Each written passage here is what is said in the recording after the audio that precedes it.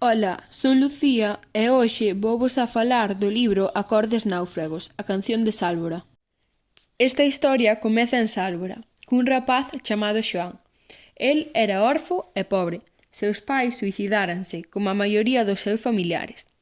Un día, cando Xoán xa era máis maior, un barco chamado Santa Isabel afundira preto de Sálvora.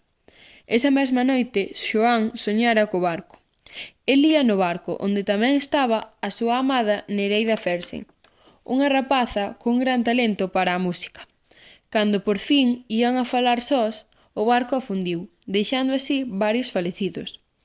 Ao día seguinte, Xoán estaba preocupado, por se Nereida Fersen houbera falecido no naufraxio.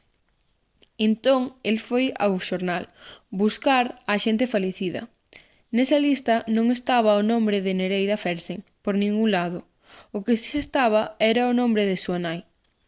A Xoán viñéronlle ganas de ir a Montemideo, onde a Nereida Fersen, e preguntarlle se ela tamén o soñara. Pero se non fora así, tomaríano como tolo, e iso Xoán non o quería. Que fará Xoán? O autor dese libro é Antón Ribero Coello, nacido en Xinzo de Limia. Antón escribiu varios contos, novelas e poesías.